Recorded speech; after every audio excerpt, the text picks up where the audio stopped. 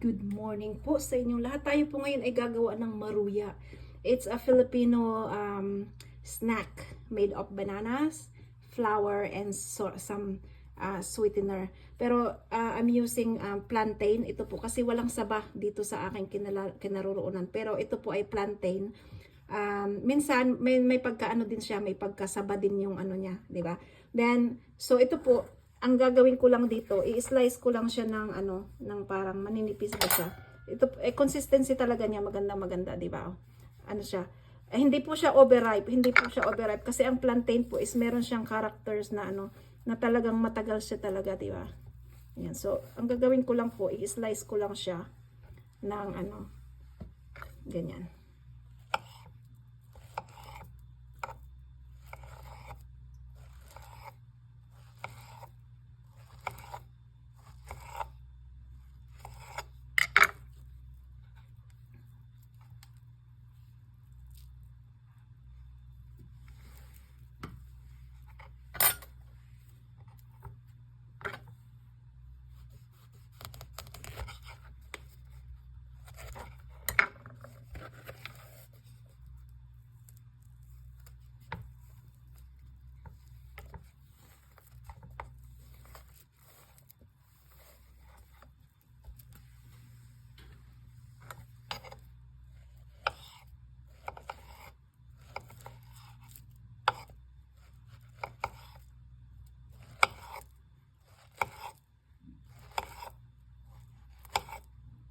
It's a Filipino snack.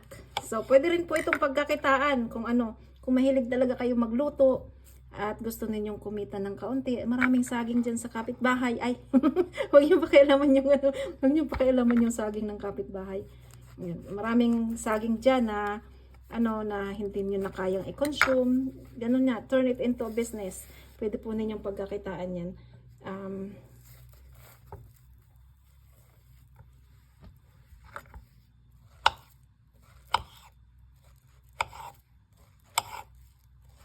So, slice lang siya natin ng ganun.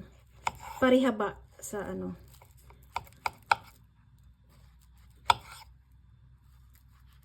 Ang parihaba. Ayan. Diba? So, i-ano natin, ilagay natin siya sa isang lalagyan. Then, ito na siya. Diba? So, slice na siya ng ganyan. Now, ang gagawin po natin, hugas muna tayo ng kamay.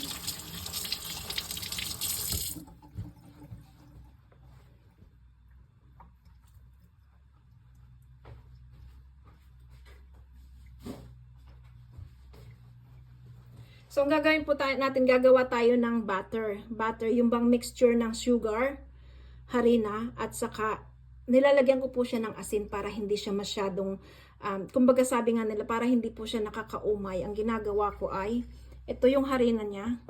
So, ayan po yung flour niya. Hindi ko na po siya lalagyan ng asukal kasi yung banana is matamis na. So, lalagyan ko lang siya ng kaunting asin.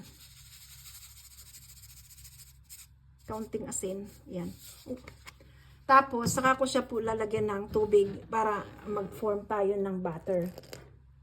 Unti-unti lang. Huwag nating bibiglain kasi kailangan maganda yung, makita nyo yung tamang consistency ng, ano, ng butter mo. Kasi pagka yung nasubrahan sa dami ng tubig at malabnaw, hindi po siya kakapit sa saging eh. So, kailangan medyo ano siya, medyo malapot, pero hindi naman masyadong malapot. So, kaya, ano po, ang paglalagay natin ng tubig ay alalay lang, kumbaga. Anong tawag dun sa alalay? Alalay nga. Hindi po helper, kundi alalay. Yung bang, paunti-unti ang paglalagay ng tubig sa, ano, sa harina, para masakto mo yung consistency niya, yung ano, yung pagkalapot niya, yung tamang timpla, kumbaga, sabi nga nila. So, ito yung tamang timpla niya. Hindi siya masyadong malabnaw, hindi rin siya masyadong malapot. So, ang gagawin natin, kumbaga kung mahilig po, kung marunong po kayong gumawa ng tempura, ayan, yung tempura, di ba, yung sa tempura. Parang ganun din po ang style niyan. Gagawa lang tayo ng butter. Butter ang tawag natin dito, ano? Tapos, ang gagawin ko, dahil sa Pilipinas, gumagamit tayo ng dahon ng saging, di ba? Gumagamit tayo ng dahon ng saging para doon natin ipo-form. Dito naman, gagamit ako ng wax paper. So, gagamit ako ng wax paper at doon ko po ipoforma yung ano natin, yung ating maruya. So, dito natin siya gagawin. Ipoforma natin siya dito. Ganon, ipoforma natin siya. Ito po ay wax paper po siya. So, hindi siya dumidikit. At hindi naman natin ipiprito yung wax paper, kaya okay lang yun. So, ang gagawin natin, isa-isa nating ilulubog yung saging sa sa mixture niya sa butter. Ayan. Isa-isa po natin siyang ilulubog hanggang sa maano siya, ma-coat siya ng butter natin, 'di ba? Ganyan. Napakasimple naman po nitong lutuin actually. So ang gagawin natin, so habang coated na po siya, de-coated na siya, ilalagay natin siya diyan. Maganda kung dahon ng saging kasi mapipil nyo, amoy na amoy talaga yung pagkaano ng saging. So ang gagawin natin dyan, sama-sama together. Sama-sama together. Ayan. So, i-criss-cross lang natin yan ng ganyan. So, tatlo lang siya kasi masyadong malalapad, di ba? So, tatlo lang siya. And then, ang gagawin natin, lilipat tayo doon sa mainit na mantika na. Ayan po, napainit ko na yung mantika na yan. Ayan. So, ang gagawin lang natin, ay iuus-us lang natin yung ano ba yun sa Tagalog? Tama naman, di ba? Tama naman yung Tagalog ko, di ba? Iuus-us natin. So, baga, slide natin yung slide na po natin siya. Ayan, i-slide ko na siya sa ating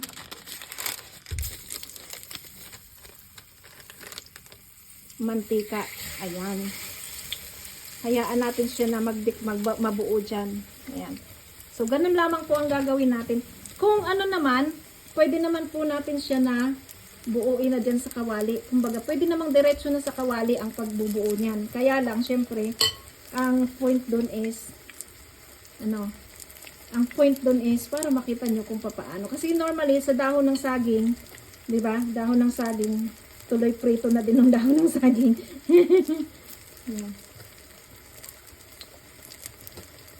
So, habang kumukulo yung unang salang natin, magpo-form tayo ng next na next na batch para ilalagay natin doon. So, kung maraming kakashi sa kawali, why not? Damihan. Pwede namang damihan. Diba? Kung magbilis-bilis kang gumalaw, diretso lang po yan. So, yan. Nakikita nyo, nagbabrown na po yung niya, yung palibot niya.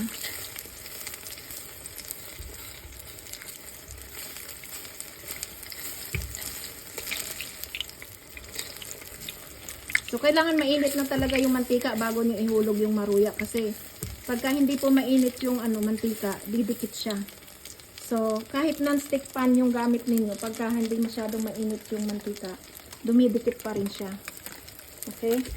So, kailangan po talaga na kailangan na mainit yung mantika. Ayun. O, pwede din ganyang shape. Iba't ibang shape ang ating gagawin. Para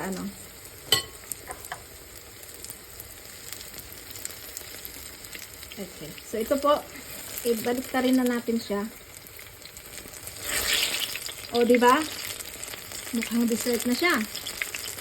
So, ganyan lamang po. Pwede namang dire-diretso na sa kawali yung natin. Ay, yung pagpiprito natin. Yung pwede natin i-form siya. Or pwede din naman pong gawin natin na individual na lang siya na iluluto. Naaalala ko kasi nung nasa Bicol kami. So, pwede naman pong ganyan yan. Parang tempura lang ang style. Diretso lang na isa lang.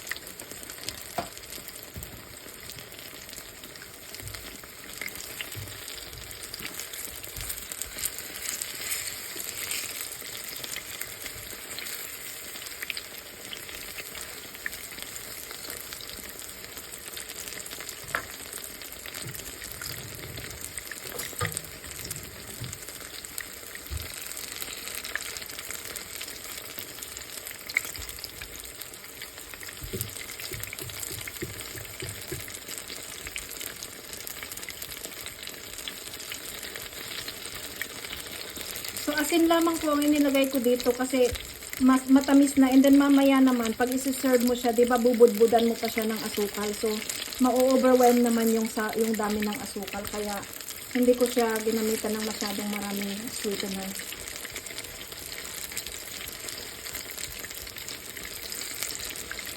Check natin. Kailangan crispy yung butter niya para ano.